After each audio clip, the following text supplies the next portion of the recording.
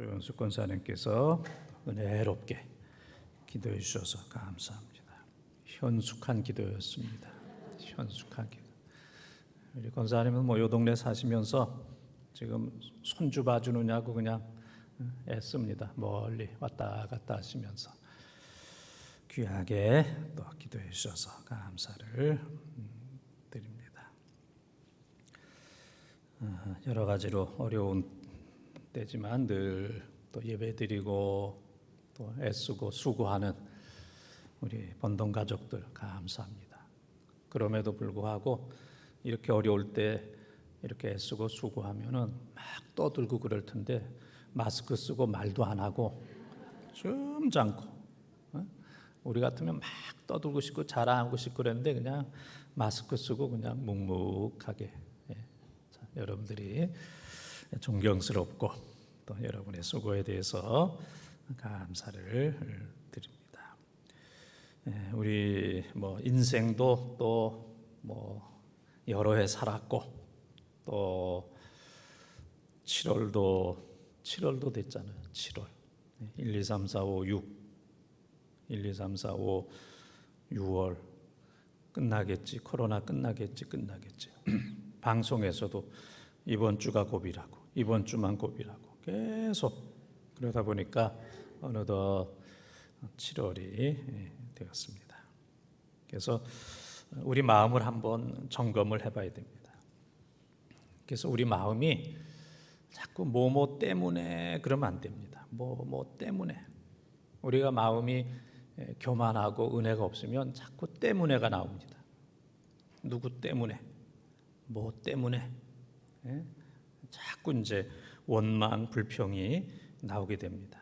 부모 때문에 자식 때문에 코로나 때문에 누구 때문에 마음이 교만하고 은혜가 다 떨어지게 되면 자꾸 때문에가 나와요.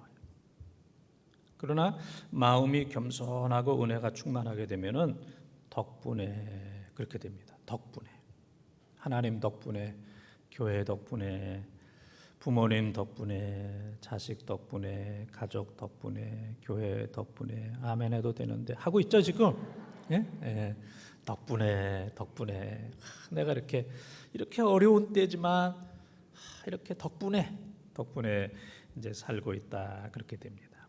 그래서 골로새서 3장 15절에는 너희는 감사하는 자가 되라. 이건 하나님의 명령입니다. 어떤 상황 속에서도 감사하는 자가 되라. 그래서 이 더위 덥잖아요. 또 코로나가 이게 언제 끝날지도 모르고 또 모든 상황이 점점 어려워지고 그런다 할지라도 누구 때문에 내가 힘들다. 누구 때문에 그러면 더 힘들어요. 원망이 더 많아지고 그렇게 되다 보면 그 인생은 지옥의 인생이 돼요. 지옥. 나도 지옥, 가족도 지옥, 내 주위에 있는 모든 사람들을 지옥으로 다 이끌어가는 거예요. 그러나 이런 똑같은 상황이라 할지라도 덕분에 그래도 하나님 덕분에 부모님 덕분에 자녀들 덕분에 너희들 덕분에 교회 덕분에 내가 이렇게 살고 있다. 더 겸손해지고 은혜가 넘치는 그래서 모두가 다 천국이 되는 나도 천국을 살고 내 주위에 있는 모든 사람들도 나 때문에 천국을 사는 이런 은혜가 이 7월에 또 7월 또 2020년도 하반기에 또 이 무더운 여름에 때문이 아니라 덕분에 은혜가 충만하기를 주님의 이름으로 축원합니다. 교회는 또 잘 성장하다가도 박해가 있고 또 박해로 인해서 교회가 끝났나 보다 그러면 또 하나님께서 또 성장하도록 은혜를 주십니다. 그래서 예루살렘 교회는 1차 박해 때에는 스데반이 순교했어요. 스데반. 이제 이것은 같은 민족끼리 유대 민족끼리 종교적인 이유로 스데반이 이제 순교해서 예루살렘 교회가 교인들이 사도행전 8장 1절에 보면은 다 흩어지게 되었어요. 사도들만 교회에 남고 다 흩어지는 이제 그런 역사가 남았어요. 그래서 이 교인들이 흩어져서 각기 있는 곳에서 열심히 믿음으로 살았어요. 흩어진 교인들을 디아스포라 그렇게 얘기합니다. 디아스포라. 지금 우리 한국에서도 한국을 떠나서 다른 나라에 가서 사는 사람들, 이민자들을 디아스포라 그렇게 얘기하는 것처럼 흩어져서 예수 믿고 교회를 세우고, 그래서 이제 안디옥 교회가 생기고 또 다른 이제 교회들이 이제 생기게 되었습니다. 그래서 교회가 또 부흥하고, 또 예루살렘 교회가 1차 핍박으로 인해서 마음 상하고 힘들고 어려워서 그랬는데 자꾸 이제 다른 교회들이 성장하고, 그래서 이제는 좀 살만한데 또 2차 박해가 왔어요.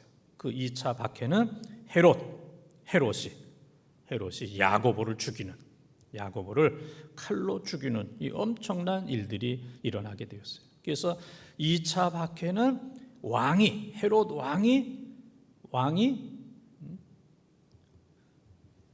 교회를 핍박하는, 정치적으로 핍박하는, 정치적으로 이 국가가 왕이 사도를 죽이고 교회를 핍박하는 이 엄청난 충격이 오게 되었습니다. 스데반도 순교했고 야고보도 순교했고, 스데반이나 야고보는 다 귀한 분들이에요.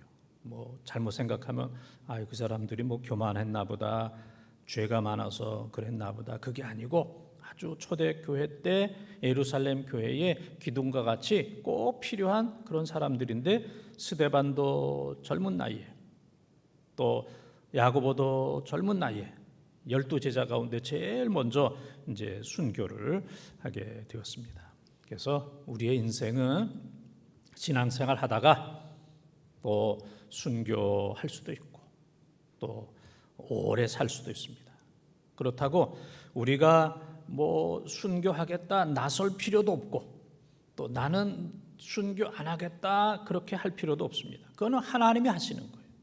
하나님이 필요하시면 하나님이 하시는 거예요. 그래서 하나님께서 은혜를 주시면 순교하는 게 더 편하고 행복할 수 있어요. 하나님께서 은혜 주시면.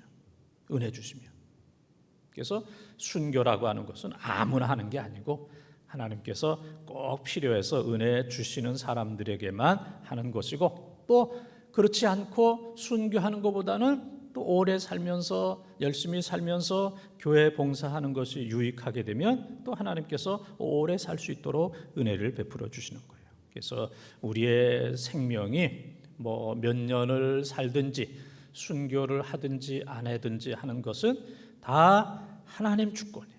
하나님 손에 있기 때문에 하나님 나를 하나님의 도구로, 하나님의 복음의 도구로, 또 하나님 교회 봉사하는데 나를 도구로 써 주시옵소서, 그렇게 고백하기를 바랍니다. 하나님의 생각은 언제나 높아요. 그래서 이사야 55장 8절 9절에 보게 되면은 사람의 길이 있고 하나님의 길이 있는데, 또 사람의 생각이 있고 하나님의 생각이 있는데, 하나님의 길은 사람의 생각보다 높고 하나님의 생각은 사람의 생각보다 높다 그랬어요.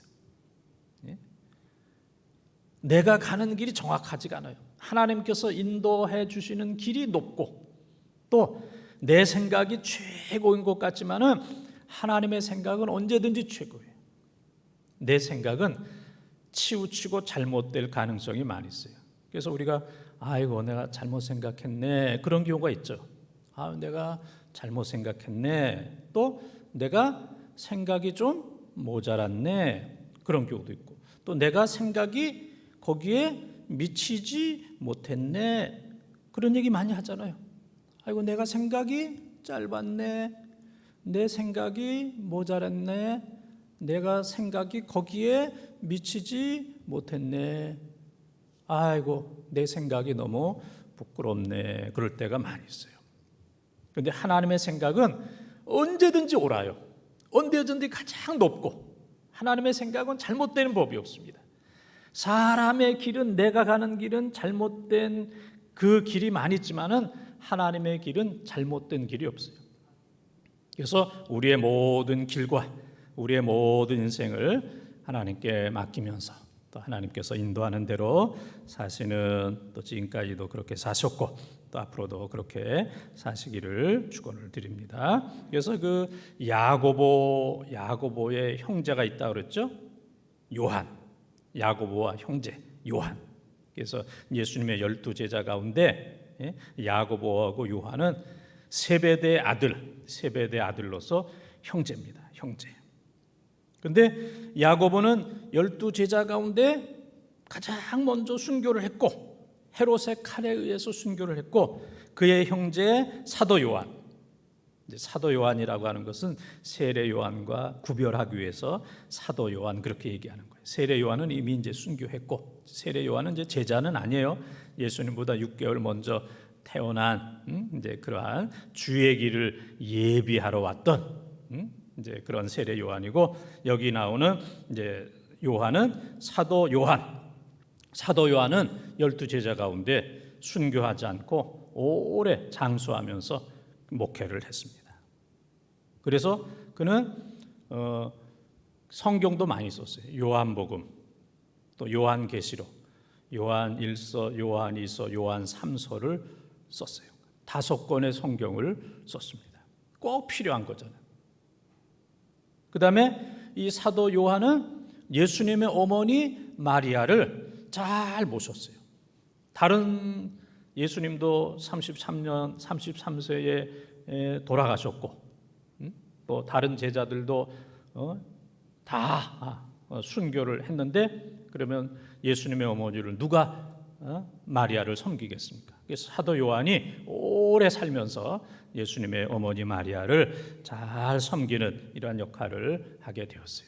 그래서 같은 형제, 같은 제자라 할지라도 야고보 같은 경우에는 순교했고 또 그의 형제 사도 요한 같은 경우에는 장수하면서 또 귀한 목회를 하면서 성경을 몇 권이나 썼다고 그랬어요?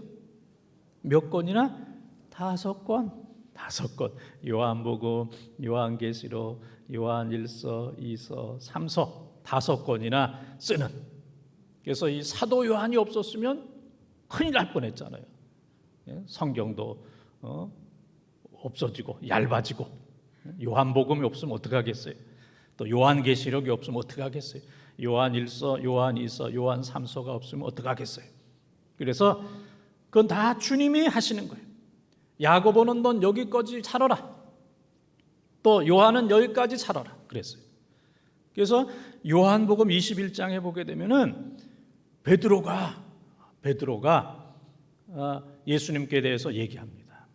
예수님께서 베드로에게 너는 순교한다 그랬어요.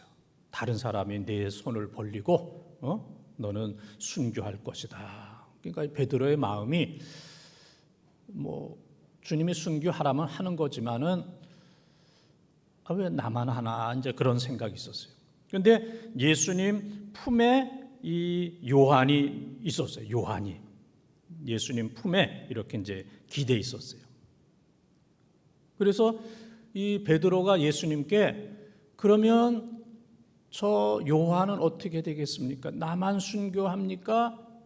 저 요한은 순교 안 합니까? 요한은 어떻게 되겠습니까? 그랬어요.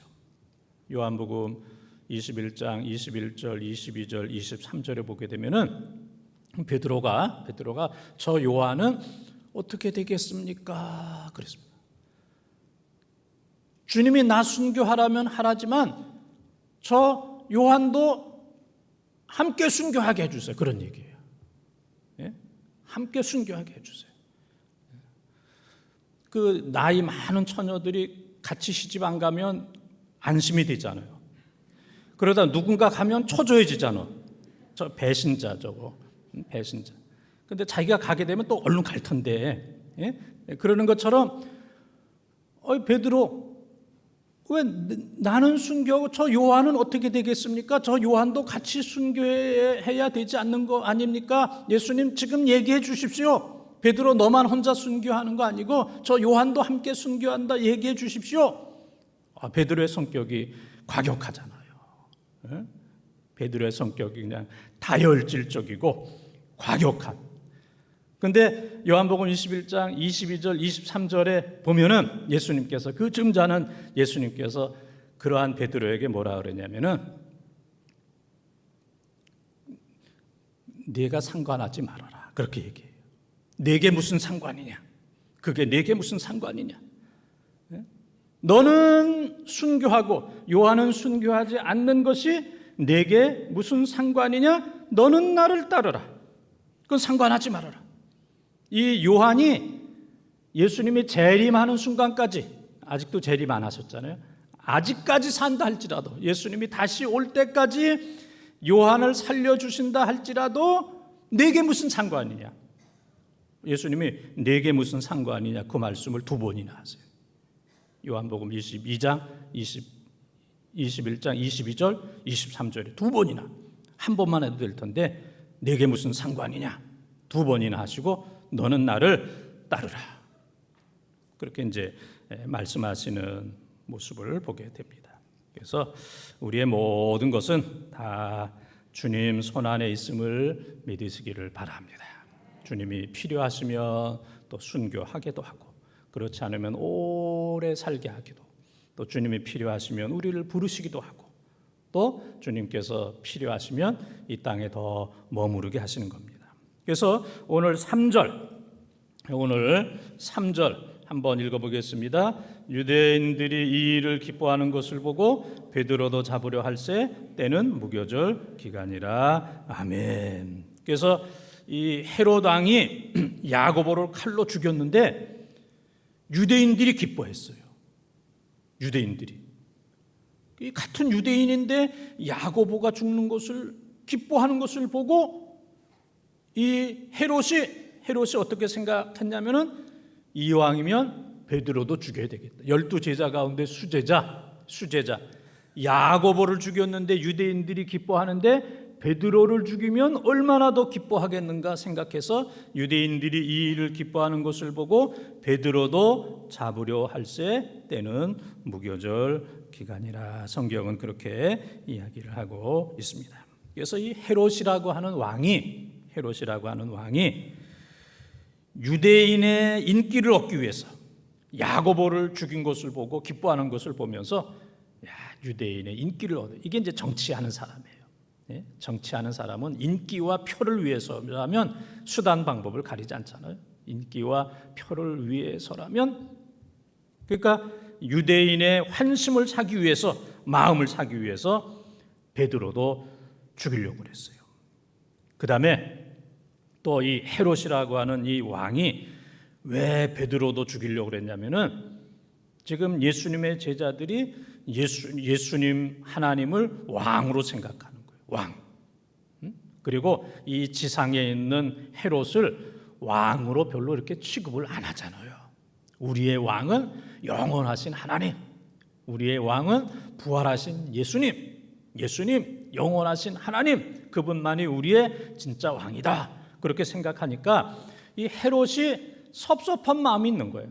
내가 진짜 왕인데 너희들은 왜 부활하신 예수, 왜 하나님을 왕으로 생각하느냐? 나만 잘 섬겨야 되지 않겠느냐? 너희들이 왜 그렇게 하지 않느냐? 해서 그냥 대표적으로 지금 야고보를 죽였고, 또 12제자 가운데 또 유대, 또 예루살렘 교회의 지도자, 또 베드로를 죽이면은 이 모든 사람들이 진짜 왕은 헤롯이다. 진짜 왕은 부활하신 예수님이나 하나님이 아니고 진짜 왕은 헤롯이다 라고 그렇게 생각할 것이다 라는 생각에서 베드로까지 죽이려고 했던 겁니다. 그래서 이 헤롯 왕은 철저한 기회주의자예요. 처세술, 이 세상을 이제 잘 처세하는, 무엇이 자기에게 유익하냐, 국민에게 유익하냐가 아니고 무엇이 나에게 유익하냐. 그래서 베드로까지 죽이면 나에게 이익이 많겠다. 야고보를 죽였는데도 저렇게 좋아하는데 베드로까지 죽이면 나의 인기가 더 올라갈 것이고 내가 진정한 왕이 될 것이고, 그리고 백성들이 나를 더 존경할 것이다. 이제 그런 생각에서 베드로까지 이제 죽이려고 하는 일을 오늘 하게 되었던 겁니다. 오늘 우리는 지금 헤롯 얘기했을 때 헤롯이 참 못됐죠. 헤롯이 못됐습니다. 야고보를 죽이고 베드로까지 죽이고 교회를 핍박하는, 자기가 영원한 왕이라는 이 착각 속에서 헤롯은 아주 못됐습니다. 그런데 어쩌면 우리 마음속에 헤롯이 꿈틀거리고 있습니다. 영적으로 내 유익을 위해서라면 내가 다른 사람도 죽인다. 내 인기를 위해서라면 다른 사람을 죽일 수도 있다. 내 유익, 내 인기, 내 인생, 나를 위해서는 다른 사람은 힘들어도 좋다. 다른 사람은 없어져도 좋다. 이것이 바로 오늘 헤롯의 마음입니다. 그래서 우리는 이 헤롯이라는 이 인물을 바라보면서 주님, 내 마음에 헤롯을 태워 주시옵소서. 헤롯을 뽑아 주시옵소서. 헤롯과 같은 세상적인 것, 이기적인 것, 또 기회주의적인 것, 또 하나님의 교회를 박해하는 것, 하나님의 종들을 죽이는 것, 이 젊은 야고보를 죽이고 또 교회 지도자 베드로를 함부로 죽이려고 하는 이 살인적인 이 마음을 하나님 나에게서 제거시켜 주시옵소서. 우리는 하나님 앞에 기도해야 됩니다. 서론에서도 말씀드렸던 것처럼 이 코로나가 지금 장기적으로 가면서 코로나 블루, 코로나로 인한 우울증, 코로나 증후군, 여러 가지 일들이 이제 많이 일어나고 있습니다. 개인도 그렇고 가정도 그렇고 교회도 그렇고 이 사회적으로 이런 일들이 이게 어떻게 되겠는가, 앞으로 이 세상 어떻게 살아가야 할 것인가 하는 이제 그런 생각을 합니다. 그래서 이 사람은 한꺼번에 두 가지 세 가지 일이 생기면 머리가 복잡해져요. 그래서 너무 복잡하다, 너무 힘들다, 일 어떻게 해야 될지 모르겠다. 그래서 아주 힘들어하고 복잡하고 포기하는 이런 경우들이 있어요. 한 가지 일은 이렇게 할 수 있는데 하루에 세 가지, 네 가지 일들이 막 이렇게 또 복잡한 일, 가정일, 교회일, 사회일, 또 누구하고 또 뭐 싸워야 되고 또 말다툼해야 되고 따져야 되고 뭐 해야 되고 이런 일들이 생기게 되면은 나 너무 힘들어. 너무 힘들어. 일이 너무 그냥 얽히고 설켜서 나 너무 힘들어. 나 할 수 없어. 그래서 일을 포기하는, 좌절하는. 그래서 요즘에 보게 되면은 젊은 나이인데 40대, 50대 그런 나이 가운데서도 이 뇌졸중으로 쓰러지는 그런 분들이 많이 있어요. 젊은데도 운동선수 뭐 그런 사람들인데도 철저하게 자기를 잘 관리했던 젊은 사람, 저 사람만큼은 쓰러지지 않는다라고 생각하는 사람까지도 팍팍 쓰러지는, 코로나로 인해서, 더위로 인해서 또 여러 가지 너무 생각이 복잡하니까 이 일을 내가 어떻게 할 것인가, 이 어려운 일을 내가 어떻게 뚫고 나갈 것인가, 내가 어떻게 살아남을 것인가, 이 어려울 때에 우리의 가족들을 어떻게 먹여 살리고, 이 어려울 때에 내가 어떻게 잘 극복을 해서 성공을 할 것인가, 출세를 할 것인가, 그런 여러 가지 생각으로 인해서 그냥 뇌졸중으로 쓰러지는 분들이 뭐 여러분 주위에는 없는 것 같아, 없는지 몰라도 제 주위에는 그런 분들이 이제 많이 있어요. 우리는 이럴 때일수록 더 정신을 차려야 돼요. 이럴 때일수록 더 기도하고.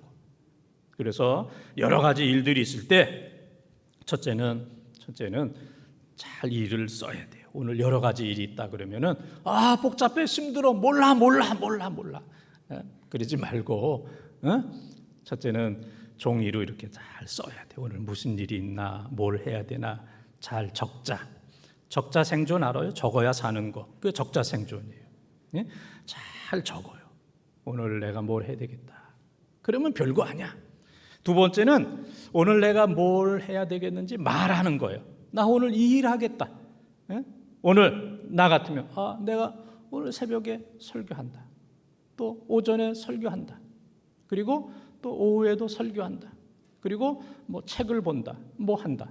하고 그렇게 내 마음으로 정리를 하고 입으로 고백을 하게 되면은 별거 아니에요. 그래서 첫째는 쓰고 적는 거. 두 번째는 말하고 선언하는 거. 나 못해. 몰라, 못해. 그럼 못해요. 그러나 나 할 수 있다. 내가 오늘 이 일을 한다. 선언, 선포. 거기에는 능력이 있어요. 그래서 민수기 14장 28절에 보면은 들린 대로 행하리라 하나님께서 말씀하셨잖아요. 나 못해. 그럼 못하는 거예요. 나 할 수 있다. 잘할 수 있다. 그럼 하나님께서 할 수 있는 능력을 주시는 거예요. 그래서 첫 번째는 잘 쓰고, 그게 적자생존이라고 그랬죠. 적어야 사는 것. 두 번째는 말을 하고, 나 잘할 수 있어. 오늘 내가 이렇게 할 거야. 말을 하는 것. 세 번째는 그 일을 시작하는 거예요. 아, 오늘 일이 많은데 안 일어나. 아, 오늘 일 복잡한데 안 일어나. 그럼 못해. 그 사람 못해. 그 사람 못해. 그게 모태 신앙이야. 못해. 나 못해. 교회 못해. 그게 모태 신앙. 일을 시작을 해야 돼. 일을. 내가 설거지하는 방법 가르쳐 드릴게요. 이게 먹은 건 없어도 설거지 거리는 많아요. 근데 설거지는 뭐로 하느냐면은 눈으로 하는 게 아니라 손으로 하는 거예요.